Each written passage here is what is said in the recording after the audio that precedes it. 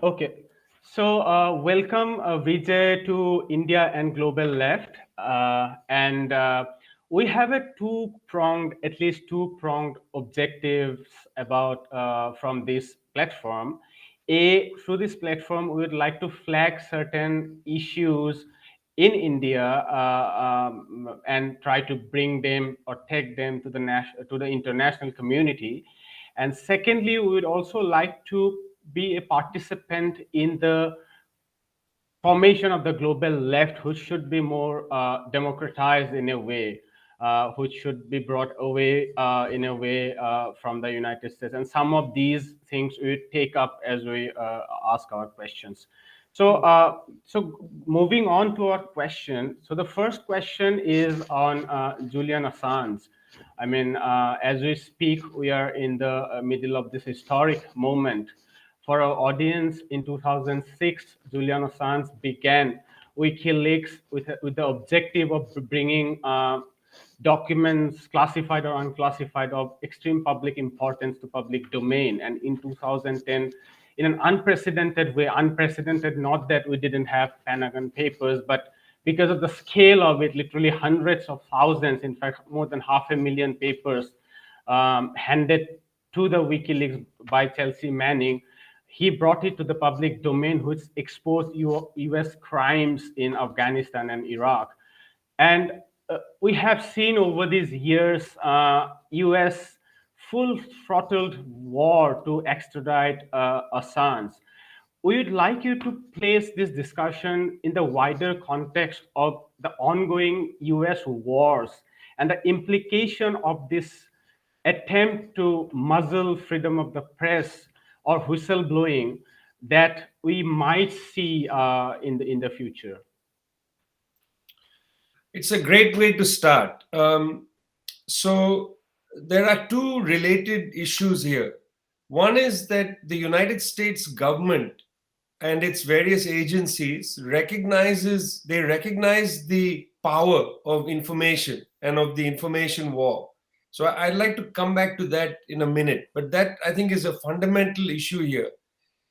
Related to that, and the specific issue of the Afghanistan, Iraq material, but also just all the State Department material, is the United States, like any government, doesn't want its internal discussions known. And, governments have let's say, some element of secrecy. All governments do. Um, Here, what happened was that the United States was actually lying in public about particular war crimes, specific war crimes. So, for instance, there was a specific attack on people in New Baghdad city. But in that attack, two journalists were killed. Now, it was very clear that the kind of helicopters that conducted the attack had a camera. It's very clear. They all have cameras, they film everything. Um, a US journalist close to the government published a book in which he referred to the footage, that he apparently had seen, and he said, these camera people were there was shooting and so on. He described the footage in a certain way. Well, Reuters, who had employed those two camera people, had for a long time asked for the footage. The US government said there's no footage. Now, in the dump from Chelsea Manning, that footage was there. And that footage proved that a war crime had been committed. And because the footage was released, soldiers, US soldiers who were on the ground, who were sensitive people, came out and said this was an outrageous war crime that we participated in one way or the other. So it's important to look. I understand governments need some element of privacy. A government is a complicated institution. I get it. On the other hand, they are lying to the public about a war crime. And so those specific instances were revealed by the WikiLeaks organization because Chelsea Manning gave them, that State Department material and so on. So that's a very important point. It pokes through, in a way, the not the hypocrisy alone, but also I think, let's put it plainly, these are illegal denials. You've committed a war crime, you have evidence of the war crime, and you're refusing to reveal it, to protect God knows who. So that's I think what the real impact of that dump was not just that, we got to hear what this ambassador said to this person about this other country and the gossip and so on, who came into the embassy and met them, all that stuff. Okay, that was interesting. But the heart of it was that it actually verified war crimes. Now, United States knows the power of information war.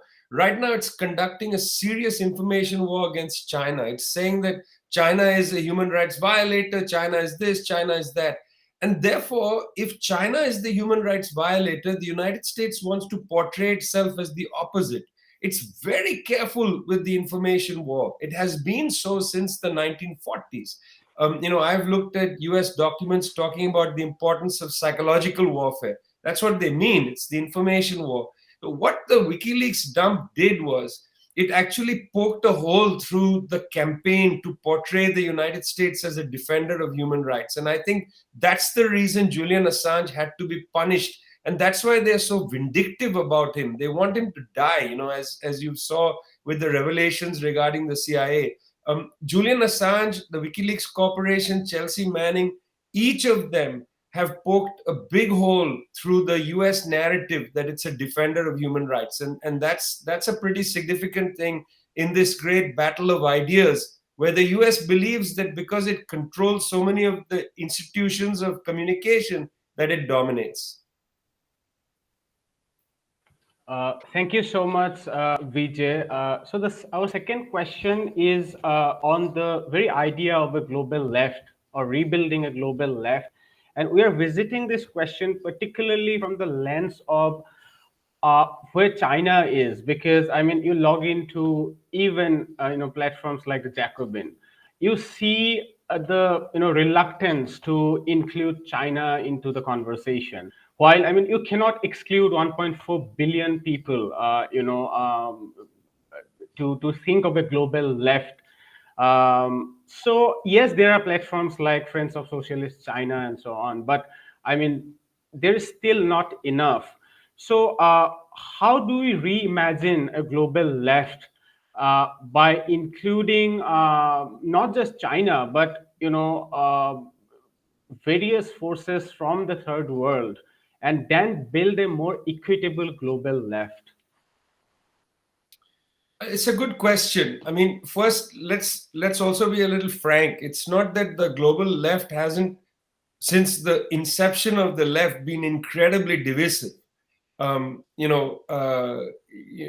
There was, after all, the great dispute between the USSR and the People's Republic of China, Yugoslavia, Albania. I mean, inside India itself, we've had great discussions, and the left has been deeply divided. At least one of you was a JNU student. Half the time at the tea rooms, I'm not sure whether the two people who are fighting with each other, there's no right-wing person in the room. There are two factions of the left duking it out as if it's the end of the world at stake.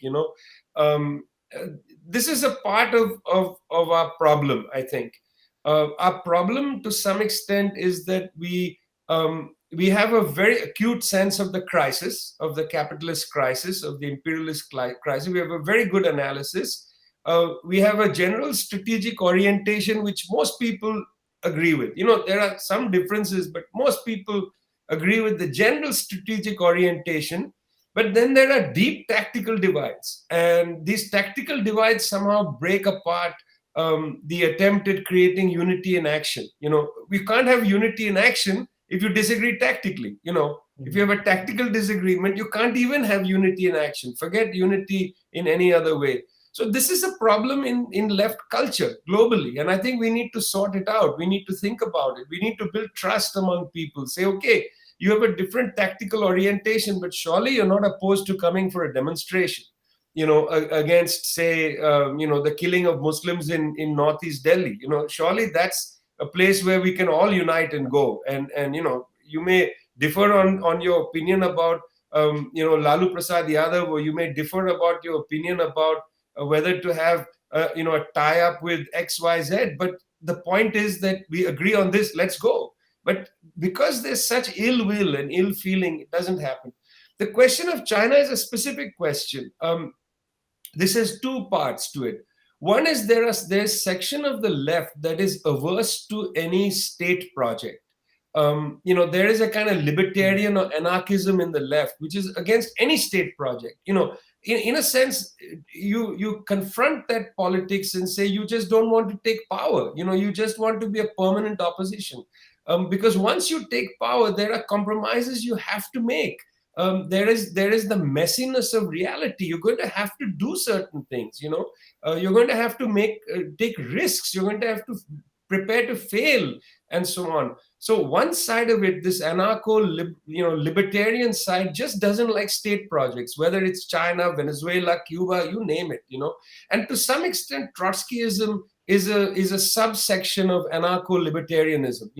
The Trotskyite position against state capitalism strikes me as very similar to the anarcho-libertarian position against any state. I mean, look, what are you going to build socialism upon? You're going to build it on capitalism. You're going to have to take the capitalist relations of production and transform them into socialist relations. This smear of state, Cuba is state cap. What do you expect the Cuban leadership to do? What do you expect the revolutionaries to do? To say, okay, listen, fellas, we're going to just have a clean slate and we're going to create perfection. It doesn't work like that. Anarcho-libertarianism has a fantasy of socialism. It doesn't want to take power, and if it would ever take power, it would not know what to do. So I think that's one part of the problem. The second part of the problem is there is an immense hybrid war against the Chinese project right now. In particular, it's intensified. The big talk about what's happening in Xinjiang or Taiwan or Hong Kong and so on, the ramped up statements about authoritarianism in China. There's a fever pitch to this, and lots of people on the left are not willing to stand up against it, including in India. I'm often surprised by the CPI-ML's statements, liberation statements on China. Reads to me like the US State Department documents. It's a very similar kind of thing. You got to have the guts to stand up against the hybrid war. What's going on in Xinjiang? Let's take a look at it. That's not your question to me. Your question to me is, can there be a global left? Look, frankly, the Chinese the Communist Party of China has 90 odd million people in it. 90 odd million people in it. Okay, that's bigger than most countries in the world. 90 million people. Obviously, there's a range of opinions. Obviously, there is a wealth of debate and discussion and so on. It's also true that during the period after 1990s, the party went decidedly in a rightward direction. That's true. I think nobody denies that. And it's also true that since the emergence of Xi Jinping, there's been a move to go to the left. This is a inner party big debate. Now, you may not like Xi Jinping's personality. I don't know what people react when they say, oh, he's authoritarian. What are you talking about? How do you expect one person to run a whole state project in kind of dictatorial way? It's not possible. He has to deal with incredible debates in that party. The very fact that that Xi Jinping is different from Hu Jintao, from Jiang Zemin, including from Deng Xiaoping, in terms of his orientation, means that this party is in ferment. It's in debate and dispute and so on. Yes, the state acts sometimes in a way that is where it just says no more debate. Now we're going to do something. That's a problem of statecraft. That's not a problem of China. In every state, the state forecloses debate at some point and says, look, we're going to do this. Look, we got to build a road. Okay, we're going to build the road. Let's have a little debate. Okay, you don't want it, you want it, and so on. Now you've got the engineers, surveyors, and this is the road. It's going to be built. Now you can say that's authoritarian. Is that authoritarian or is that efficient? During the pandemic, they just closed down, Hubei province and Wuhan. And the Chinese have basically obliterated, COVID-19. Initially, the West said, this is authoritarian, look what they're doing. I mean, what were they doing? Community groups are all over the place. People who talk like that often have not an experience of China. Every time I've been to China, I'm actually quite, I marvel at how much activity takes place, community organizations, neighborhood groups, and so on. It's a very diverse society. When you go onto a college campus, my friends, you think JNU is a vibrant place. There are neoliberals, there are US-style liberals, there are Maoists, there are all kinds of people on the campus. In fact, the head of the Chinese central bank is a neoliberal. That's just a fact of life. I mean, it would be authoritarian if the Chinese Communist Party showed up and just purged everybody and said only Xi Jinping thinkers can have official posts. That's not true. It doesn't work like that.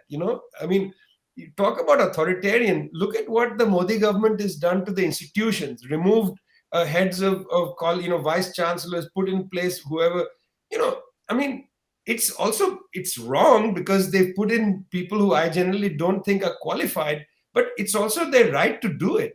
That the fact of a state operating as a state cannot be considered authoritarian. That's the habits of the state. Now, do we want to create statecraft that doesn't have those habits? Of course we do.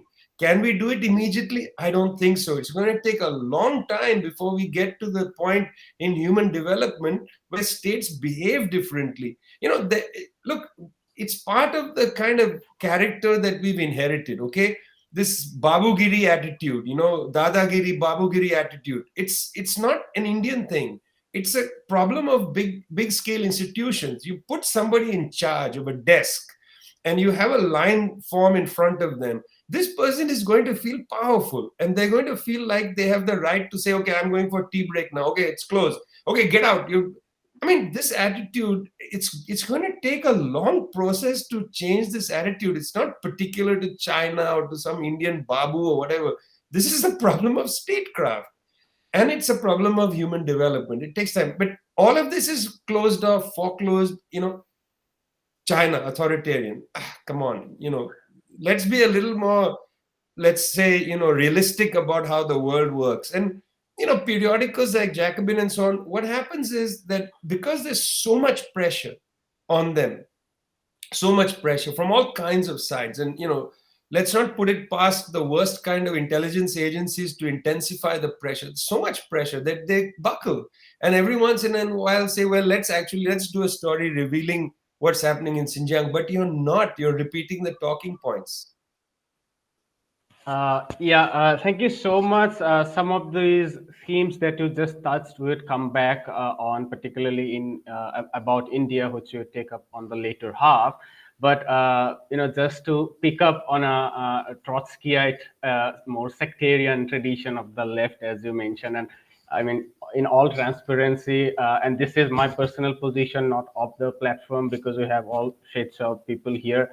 I mean, I have been personally very much under the influence of anarchism and the libertarian aspect of socialism. So just picking up on that Trotskyite tradition for instance, in The Revolution Betrayed, Trotsky at the very beginning wrote that some of the things I'm going to say would resemble what the Western reactionary blocs are going to say are saying about the USSR. Nevertheless, that doesn't deter me from saying it. And interesting that you club Trotskyite and the anarcho-syndicalist on the same blog, that Professor Chomsky, for instance, picks it up on this thread, and so on. So just picking up on that thread, and also to enter Xinjiang, just for the small reason that you have written about it I have read your Saudi Asian Times article, and I'm looking it together with what Robert Griffith, the General Secretary of Communist Party of Great Britain, what they have written about their visit to Xinjiang.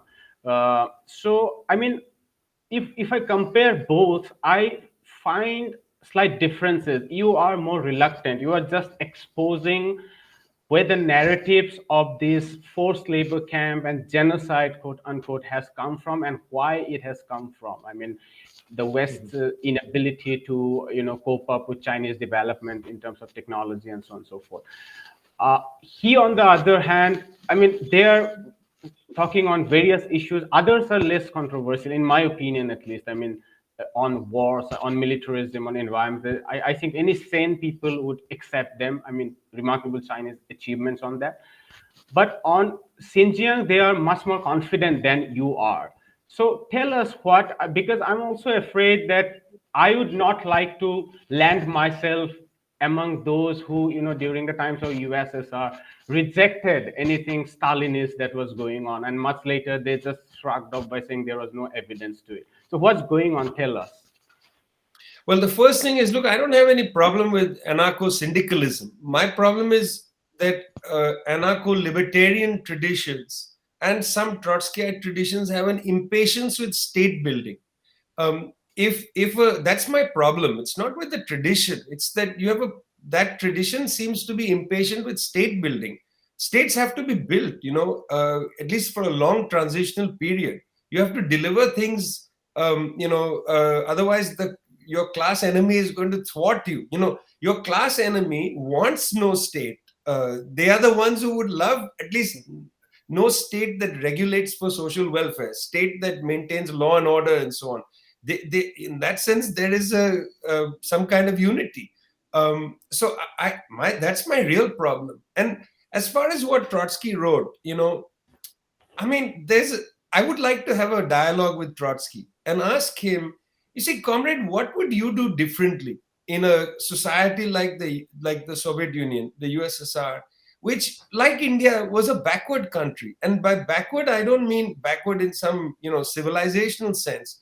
Backward in the sense that it was internally colonized. Look at India. When the British left, literacy was around 13%. You're going to have to fight tooth and nail to create literacy in the country. You can't fantasize about the population. In 1947, you can't turn around and say, we're going to bring democracy tomorrow. Democracy is a process.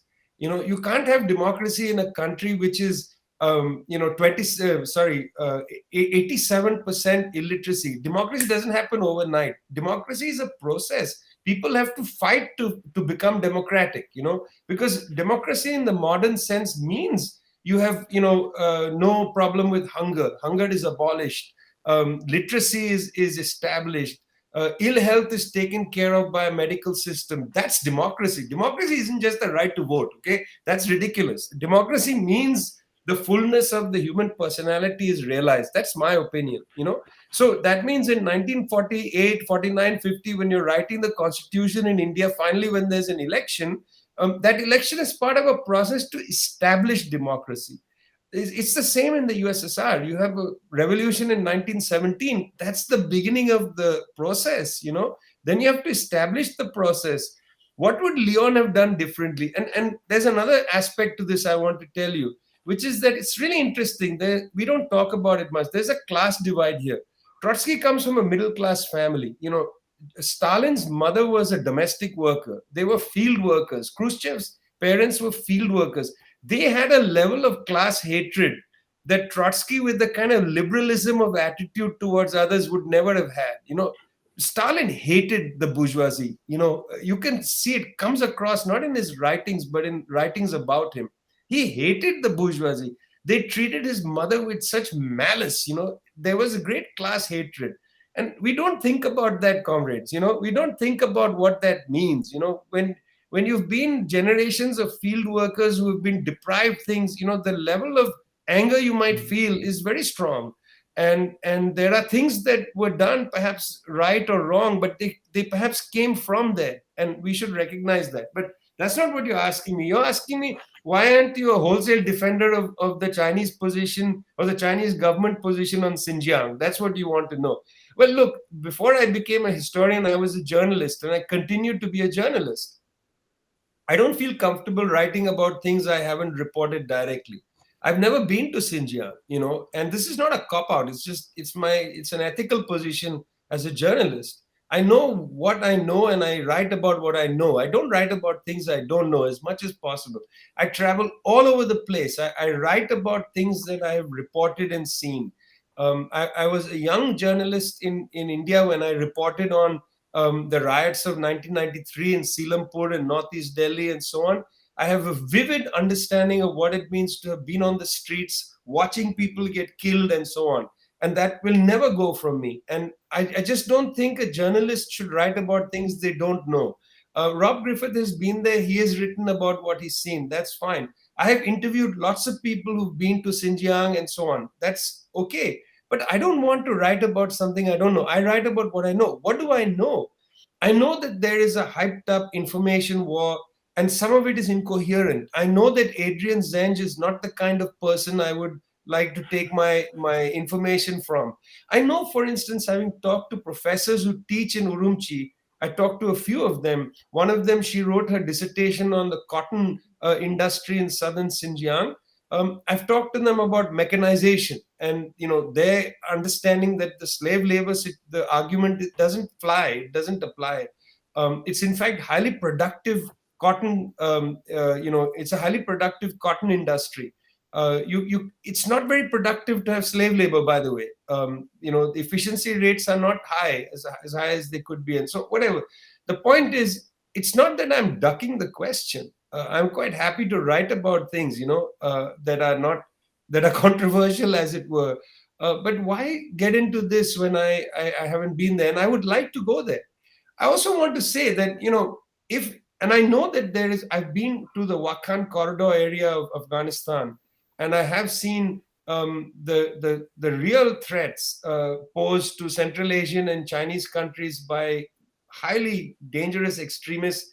I met some of the Uyghur extremists in Turkey when I was covering the Syria war. These people are not compromisers, okay? They have a deep hatred of the Chinese government and so on.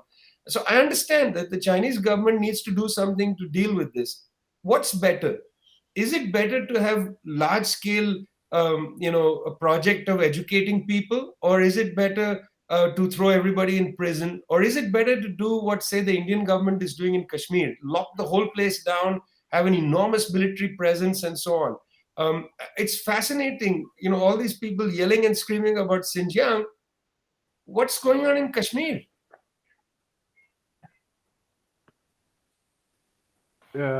Right. Would you like to continue?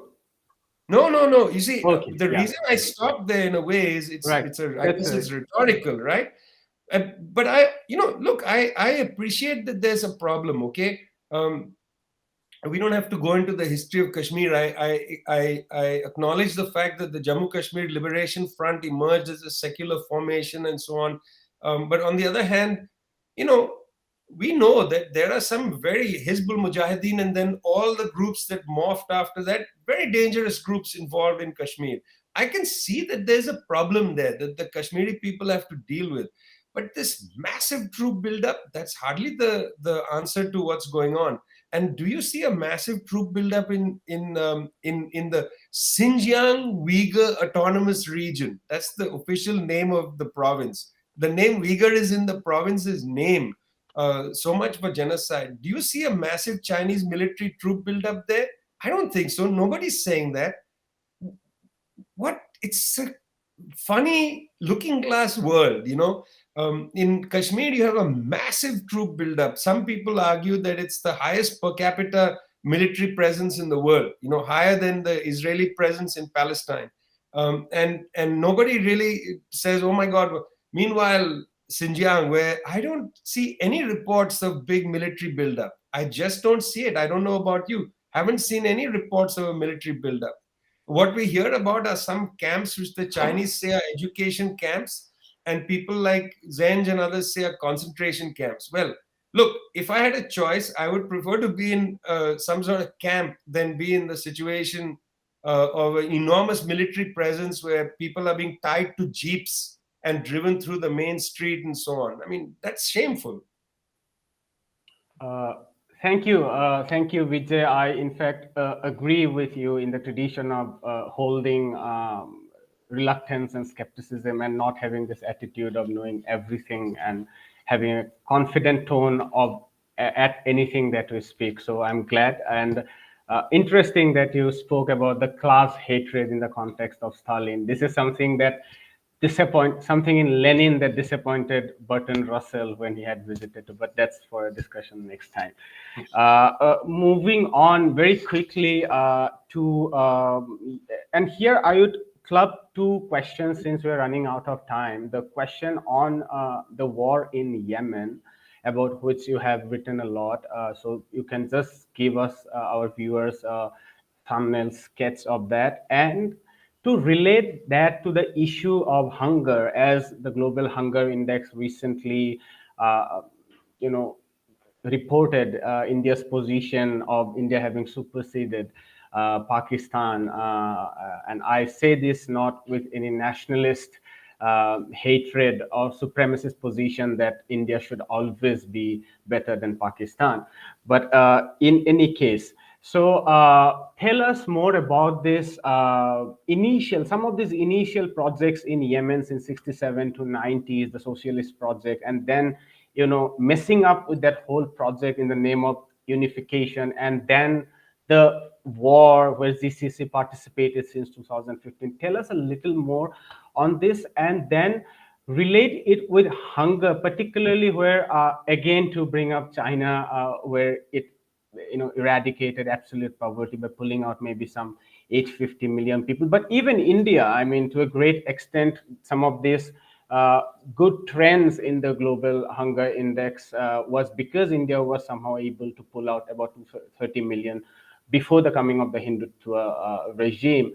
Tell us more about the idea of global hunger and human rights, because I like this idea where you briefly commented somewhere that we don't imagine about the idea of losing a child for a family, and the the relation of it with human rights, because our human right imagination is pretty much narrowly bourgeois focused on press freedom and ritualistic democracy, and so, which are important. I am not writing them off, but tell us more about hunger and the war in Yemen.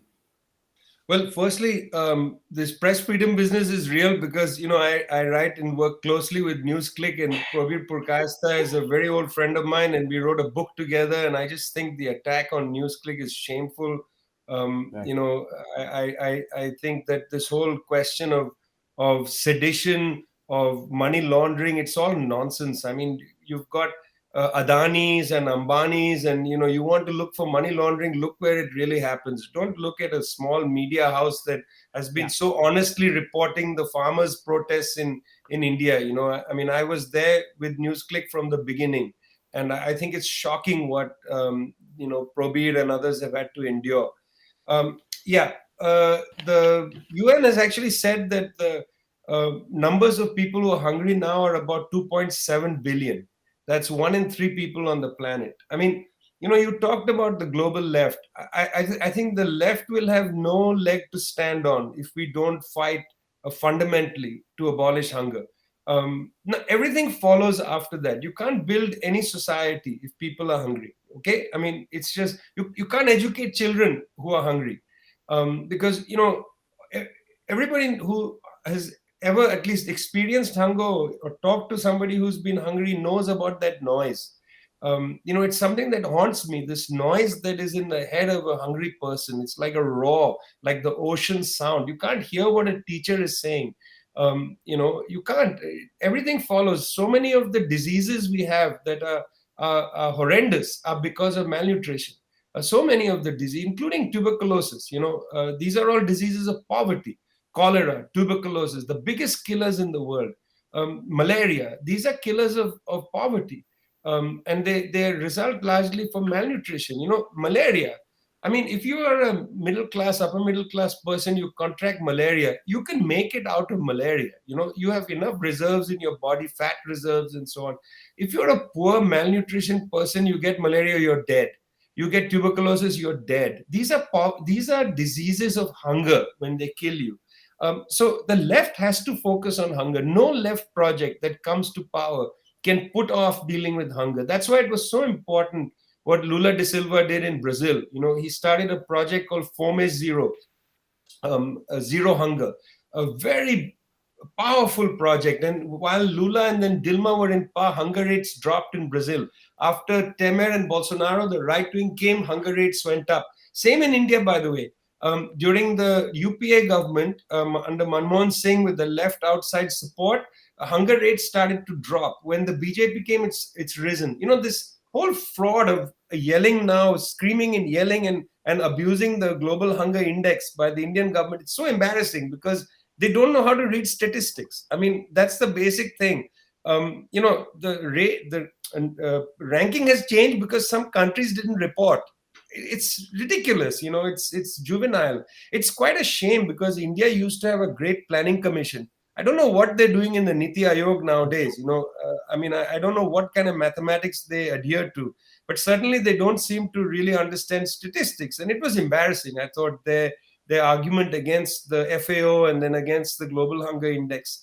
Um, you know, your question is a good one, and I think that when you think about Yemen, you think about war, but you must also think about hunger, because there about half the population is struggling with near famine conditions as a consequence, partly of the war prosecuted now almost alone by Saudi Arabia. The UAE basically pulled out a few years ago. Saudi Arabia prosecuting a terrible war. But I want to actually shift it from there, because you raised something earlier about the left period in Yemen. When you look at Afghanistan, you look at Yemen, you look at Sudan, the missed opportunities, the grotesque missed opportunities. When Yemen won its independence from Britain, it moved immediately into a socialist project, particularly the South, of course. But even in the North, it was a Republican government. It was left of center republicanism, a little bit like the government that you had in Egypt, under Nasser, left of center republicanism. But the South Yemeni government, did something identical to the Afghans about 10 years later. South Yemen was 10 years before, 10 years later, which is they immediately went against hunger and illiteracy. They sent people out into rural Yemen to teach young people how to read. Alongside that, they fed them midday meals. This midday meal business, so important for schools to provide. And that was the promise of Yemen, of Afghanistan. Afghanistan, the left had just a tiny amount of time to practice genuine democracy, to attempt the process of democracy. But it was crushed because some people in the world just can't tolerate socialism taking place in these parts of the world. They just can't tolerate it. And I just feel like, look, let's not even call it socialist or communist or whatever. Let's call it, I don't know, what M.N. Roy ended up with, humanism or something like that. It doesn't matter what it's called. You got to have a project that eliminates hunger, that provides education, that provides institutions of medical care, that provides people with housing, that essentially validates and realizes the sustainable development goals. Number 2 of the sustainable development goals of the UN is eradicate hunger. Let's go for it. Let's tell the liberals, you've signed up for the SDGs, let's go for it. But they don't want to go for it, and that's why the name of the government that actually goes for that agenda becomes socialist, becomes communist. There's a reason why the name of those governments is socialist, because the liberals like the ideas, but they don't want to actually put them into practice. The conservatives hate the ideas. It's the socialists who end up both liking the ideas and wanting to implement them. That's why the Yemeni government was a Marxist government.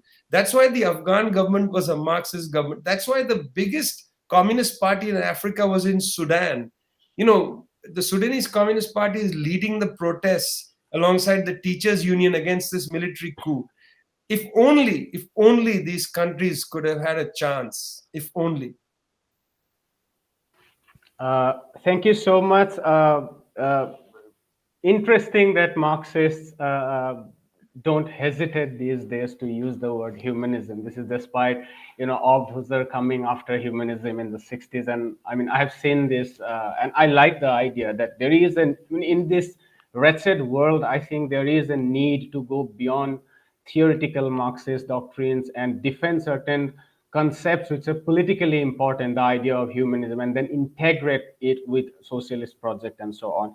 And you referred to Niti Aayog. I mean, they are, for your information, they are busy in in propaganda campaigns again for about too much democracies, writing 3-year, 7-year, agendas for UPSC aspirants and civil services. No offense against them, to set agendas and so on. But we are running a bit short of time because you gave us only 1 hour. So for the sake of a slight democracy within this undemocratic platform, I would allow my friend Ayushman to ask his 2 questions. He has a question on climate change, and since Last time we spoke, you said that you are heading towards UK for the Glasgow COP26. So he has a question which is located particularly about the third world, about the common differentiated responsibilities, and we would like your response to that. Yes, Yeah, Ayushman, thank you, please. Dushman. Yeah, thank you, Vijay. The next, like the question is basically on, there are environment movements in India. Like these are segmented in many ways. The resistance movements to land and water resources, the movements to stop biodiversity loss, the urban pollution problem, the problem of waste disposal, and so on. And so far we haven't seen any popular movement, in India comparable to that of the West, where middle class activists have come together, with affected peoples in a national scale or regional scale. So of course there is this bearing, the huge number of discrete resistant movements that are going on all the time in India. No wonder there are no green parties in India. So, what are your thoughts on the prospect of trans-local popular politics based on the subject of environment in India? I should ask you that question. What does one even say? Look, firstly, the Modi government is so terrified of this issue that they didn't allow India Greenpeace's activists to leave the country, to go abroad. I mean, that I found that stunning. This is a viable registered NGO. Why can't the person go in and out? They're not breaking any laws. They're just speaking their mind. That's a good thing. So, look, as well as I do, better than I do, that there is an environmental catastrophe inside India and has been for a long time. Some of it dating back to the colonial times. There's a area in Bihar where the coal seam has been on fire for over 100 years, and it's not been put out. 100 years, a coal seam has been on fire. People walk on the ground, on the surface, it's hot. It's insane. We know that there's all kinds of illegal logging, deforestation. Some of this is played into the hands of the kind of anti-tribal sentiment, anti-Adivasi sentiment, encroachment into Adivasi areas and so on. We know that this exists. We know that our cities are bathed in plastic. That there must be the great holy cow eating plastic bags all over the place. Who's worrying about the cow's stomach? In all that, the filth in the rivers. This whole every few years we'll clean the Ganga. We'll clean the Ganga. Nothing happens. It's a filthy. Dirt keeps getting thrown into it. Industrial waste, human waste, and so on. And then on top of that, air pollution. And you would expect the middle class to revolt. Look, my theory of the middle class is a class motivated by convenience. Okay, bear with me. What inconveniences the middle class is what riles it to politics. For instance, can't get my child into school. I am angry. There is a traffic jam. I am angry. There is load shedding. I am angry. Water is not coming. I am angry. These are inconveniences. I can't afford to go on holiday. My one holiday of the year. I am angry. The middle class is angered by inconvenience. My God, living in most Indian cities is a cascade of inconvenience. Water problem, load shedding, the air cannot be breathed. You can't get your children into school. Even the metro in Delhi is so crowded, it's become like Japan. They're soon going to hire people to push you into the train, stuff you in. And the middle class is just sitting back. They are more prone to political action when it comes to defending a temple, or, why did the Pakistani team beat the Indian team? They go nuts on social media. But I don't know. I want to ask you a question. What's wrong with the Indian middle class? That's the question I would like to put to you. I mean, in the West, the movements on environment are actually middle class movements. They are not working class movements. They are not movements of the masses. These are middle class movements. Let's be fair. A lot of them middle class kids. Extinction Rebellion, Sunrise Movement. These are middle class kids. Where's the Indian middle class? It's not motivated in this way. I don't know. Maybe we have an attitude that this is what we get. Maybe it's correct, all this talk about karma and all this nonsense. Maybe it afflicts the middle class. It certainly doesn't afflict the farmers. Farmers don't believe it's their karma. They are out there protesting. Doesn't afflict the workers. They seem to be out there protesting. It seems to be an affliction of the Indian middle class. What's the problem with the Indian middle class? This is that old movie about Albert Pinto ko gussa kyun hota hai.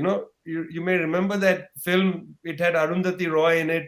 It was Pradeep's film, whatever. Why doesn't the middle class get angry? And why? Okay, it gets angry, but why does it get angry on those issues and not actually on convenience issues? Okay, on inflation, tomato prices up, onion prices up. You don't see demonstrations. You don't see the middle class showing up with banners saying, bring the tomato price down. What is it about the middle class? I want you to do a study of it and teach me. I haven't read very many good studies of Indian sociologists on the middle class of India and its political consciousness. Too many of us lefties go off and study the working class, peasantry, etc. We need to study what is the malady of the Indian middle class. Very interesting, and I don't have a profound answer to this, but I mean, my own understanding is that middle class is also historically located. I mean, instinctively I can remember Eric Hobsbawm. He wrote in the Age of Revolution, defending the French Revolution, that it is wrong to say that the French Revolution was per se a bourgeois revolution, and it was right because the Paris crowds couldn't have defended the revolution without the jacqueries that was going on in the rural France, and this was quite right in Russia as well.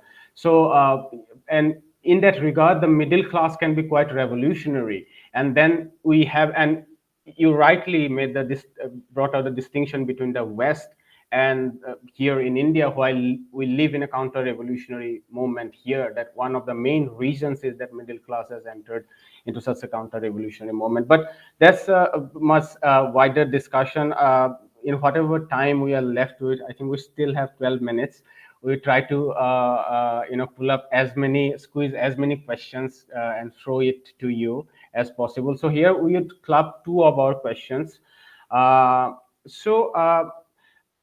For a global audience as much as our national audience as well, would you please give us a thumbnail sketch of this Hindutva projects, at least since the 90s? Because one of your most profound works, in my opinion, the social history of the Dalits, of the Valmiki community in Delhi, you were in the middle of that moment, and that's why the entire project was on this fundamental question, that while there are Ambedkarites movements and other anti-caste movements that are outside the fold, that has been increasingly challenged now, but at that moment, but the Valmiki communities, for several reasons, went into the fold of this Hindutva project. And this is also important to, in my opinion, to understand that Hindutva, it has become something different since 2014 because they have grabbed real power, but the social or even economic processes of neoliberalism and Hindu nationalism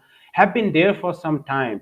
So that's my first question, and I would also ask my friend Ayushman to ask his questions about these myriad fractions of the left in India, so that you can respond collectively, so that we can squeeze as much as possible from you. Yeah. Yeah. So since Sushma has said, there are different left movements that can be broadly, called left in India, like the communist, the Ambedkarite movement, the secular minority rights movement, the labor Adivasi, the farmer resistance to class war, and the student movement, and so on. So what do you think? That can be some ways to consolidate the movements as a collective popular front. About electorally, but importantly beyond that of realm of popular politics. Well, both very good questions, and we can spend an hour on each of them. Firstly, I should say that my book, Untouchable Freedom, which has been out of print for a long time, will come back into print from LeftWord in December. And, it was never meant to be published. It got rejected by about, I think, 8 or 9 publishers. Many senior historians said it was garbage at the time. And even I thought it was garbage. One of my reviews said it's journalism, not history writing. And I thought, well, that's okay. I mean, that was my profession and whatever. Um, you see, the project, I was interested in that issue for several reasons. One is, I just think that caste is a wretched institution, and I've thought that since my childhood, and that a frontal attack on caste is very important because it holds India back in many ways from developing socially. I just think it's a horrible institution. And I never understood it, frankly, if I'm honest with you. I inherited this attitude from my parents, and I just thought it was absurd, totally anachronistic as an institution. Then I experienced the Delhi riots. And we're talking now on the 1st of November. This is the weekend when 3,000 Sikhs were killed in Delhi in 1984. I experienced that directly. I come from part of my background is from a Sikh family. It was very personal, that violence. And there were all these rumors in Delhi at the time that the killing was done by Balmikis. And I thought that's interesting. And I found it so strange that poor people will kill other people who are not powerful. I found that strange, and it happens all the time in history. If you saw Bhisham Sani's Tamas, or if you read the novel, it opens with a scene where a Dalit actually throws a piece of meat. Because after all, which Brahmin is going to go and kill an animal and throw it into a mosque and so on? Particularly a pig. And so Tamas begins with the Dalit actually conducting this act on behalf of the upper caste, so the dominant caste. And so I was very much interested in this. I didn't know much about the Balmiki community until I started this research. Spent years traveling in Punjab, in Western UP, in Himachal Pradesh, in all parts of Delhi, in bits of Rajasthan. Met, I don't know, tens of thousands of people. I mean, I'm not joking, because I would enter a village in Punjab where 50% of the population were Dalits, and they would, say, okay, now you must address everybody. I didn't know anything. I was a young kid, but, they said nobody else has come and taken interest in us. And, and so you tell us where you've come from. And I met so many people like that, living in their homes, discussing with them about their lives. And, one of the striking features is that I learned how the grip of Hindutva goes back 100 years and goes back to the Sangathan movement, in the 1920s.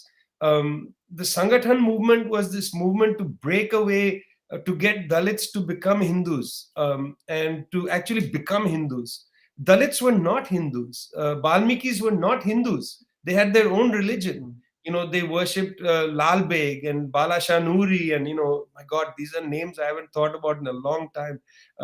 And they had their own customs and traditions, and it's you could say they were part of the kind of Nanak, Ramdas, Bhakti, Sufi. You could say that, and that's true, but it's also not true. Like Ravidas, for instance, whose poems are in the Granth Sahib, and therefore is revered in the Sikh tradition. Of course, is a great leader of the Jatav community and so on. And is a very important saint, and etc., etc. So what I was interested in is the patience of Hindutva. That for 100 years they worked on this social question. They struggled on the social plane before they went into politics. They knitted together their coalitions and so on. They had a patient 100-year, 200-year project, and they went about this patiently. On the question of caste, for instance, they did it very patiently. They built their coalitions in many parts of the country, didn't succeed in others. And in fact, the left cognate of this is Kerala, where again, the communists start only in the 1930s, but there's a patience in the way the Kerala movement has built up. It's been a social movement. It's been there fighting against irrational ideas. It's pushed a certain agenda. It's led the land reform movement and so on. It had a long-term perspective. I think that's where unity comes in of the left. Left unity is not just a short-term issue, like let's go for this demonstration together. We have to build a common long-term project. Common long-term project. And the essence of the project today has to be to intervene culturally and socially, to change the direction of Indian culture. You see, Indian culture is distorted by this long term victory of Hindutva. They've been able to actually put forward some cultural aspects of their project which have become hegemonic. This idea, for instance, of defending Hindus, it's a hegemonic idea. It exists now. People think it's a real thing, that they're under threat from others and so on.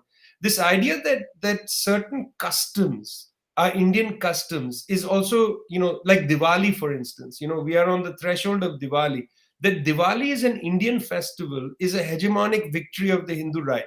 Because Diwali is not actually, an Indian tradition. There are so many traditions in southern India and different parts of India. There are so many. Why isn't Pongal, for instance, an Indian tradition? Why is Diwali this hegemonic thing? So there's a way in which culturally we have to fight back on the plane of diversity. I'm not, listen, you said something earlier about humanism and Althusser and so on. I am not much of a theoretical person in the sense of fighting abstract battles with other people. I'm not really keen on that. I mean, Marxism as a tradition has never been far from humanism. In fact, Marx himself writes with great feeling about human beings, and he says, nothing human is alien to me, and so on.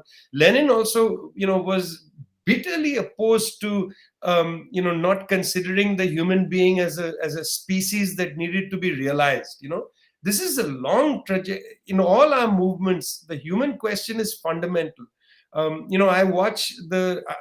been a member of the CPIM for, I don't know, 30 years now. And I watch, leaders of the CPIM go into people's homes, cradle children, and I think there's a big difference between how our people are in those areas, where there's been a riot, where there's been a killing, and the photo opportunities of the bourgeois parties. There's great feeling in the way people act with other people. If we don't act with feeling, genuine, authentic feeling, we're not recreating humanity. I quote this line all the time from Akbar Allahabadi. Aadmi tha badi mushkil se insan hua. We have to create humanity, and that, I think, that's the cultural struggle. And in that sense, you can't just say, oh, that's religion. People say, oh, in West Bengal CPIM, they well, you can't just reject religion. It's part of the human experience. You have to build it. As Lenin rightly said, we don't argue about religion on earth. That will be taken care of after we die. We have to establish a different order in society. We don't have that argument. People take solace, the opium, as Marx wrote, they take solace in different traditions. That's okay, but we have to fight to democratize the traditions. I would like to democratize Hinduism. What does that mean? It means caste has to be eradicated completely. There's no room for caste in any of our world. Complete eradication. You want to continue to worship, you can worship, but why do you have to have this system at the heart of it? And let's face it, Hinduism has caste at the heart of it. It is the skeleton of the religion. It has to be removed. You create a different kind of democratic skeleton. Even religion must be democratized. It is not immune from the currents of democracy, from the fresh air of democracy. And so that's, what I would say is that we have to have a long-term project. It's based on the long-term project that certain unities can be built. Unities must not be built only tactically. They must be built in the project. Do all people who accept, say, the broad constitution of India, do all people want to come together to build something? How can you live in a country where, hundreds of millions of people starve every day? What kind of morality is being taught to children? Board examinations should have that as the first question. What will you do in the rest of your life to eradicate hunger? Let that be the first question in the 10th boards, and let children have to actually write and say, I am going to do this. Remember the day, you're too young for this, but when I was young, at the time before liberalization, we used to have to pledge things all the time in school. I pledged this, I pledged that, I pledged never to have nuclear war, because in my school we celebrated Hiroshima Day. I pledged never to have nuclear war. I would like to see 100 million Indian school children pledging, I pledge in my life that I will help to eradicate hunger. What a profound, what an inspiring note to end this segment about the school pledge. It's fascinating an idea. Also, religion and Marx you referred to, and I feel slightly intimidated to talk about Marx in front of you. I have read all your works, LeftWord books and so on. But just for our audience, Marx introduces this. He touches on this in the critique to Hegel's philosophy of right and introduction.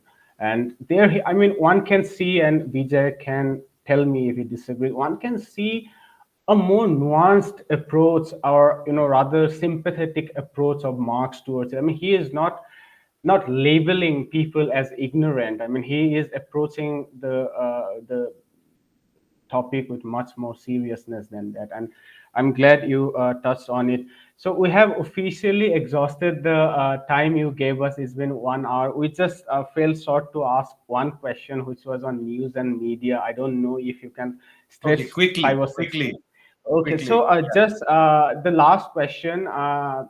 Just give us a sketch of how this Ornovification of news for a global audience. I don't know what would be the equivalent term of that. Fox News would take offense to be related to Ornov. But how did this happen?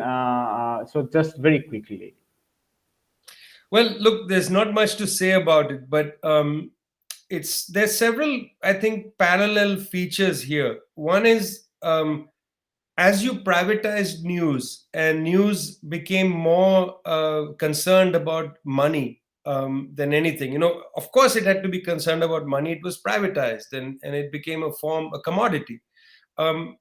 It became clear and I understand this, and I think it's correct, that you need to have anchors that you can identify with. This was there also before the commodification of news. When Doordarshan had its news, you had anchors. The anchors have to have a certain reliability. We all knew the names of the anchors. The English news, Hindi news, you knew who they were. They became iconic and so on. There is that. Nobody wants the news just from a robot. They want the person to be reliable. And I think there's something there. But with the commodification of news, two parallel things came together. One was this idea of the reliability of the person, and the second was entertainment. You had to not only be reliable, but you had to be entertaining, because you had to draw an audience in order for your TRP, your numbers to be up. If your TRPs were up, you got more advertising revenue and so on. And you got more investment. If you got more advertising, you could get more investment. So it all came down to TRP, which is basically an entertainment factor.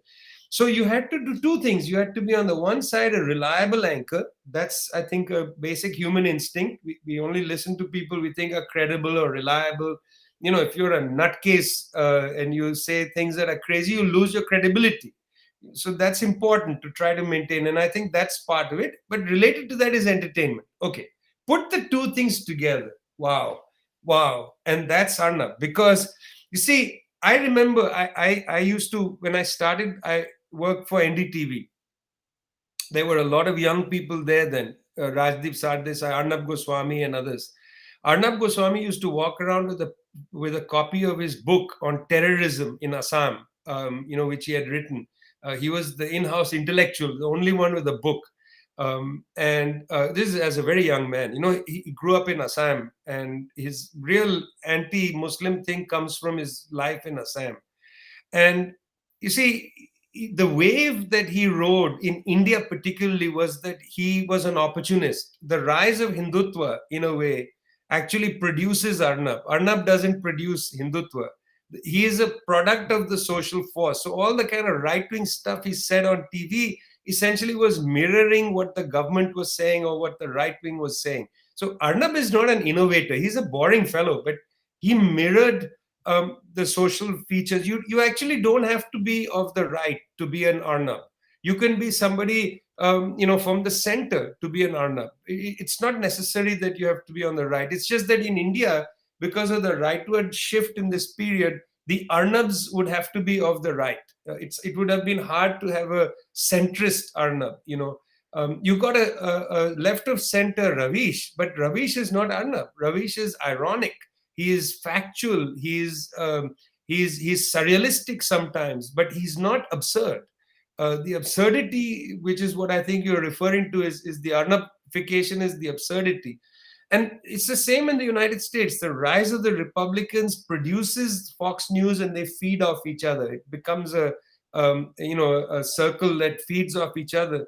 So these are two examples we have. But in other countries, you don't really have the same sort of characters produced. I've asked friends in Poland and in so on, do you have like Arnabs? You have one or two characters, but they're not exactly like that. And it might have to do with it being an actually more conservative society. You see, Indian conservatism is interesting, particularly middle-class conservatism.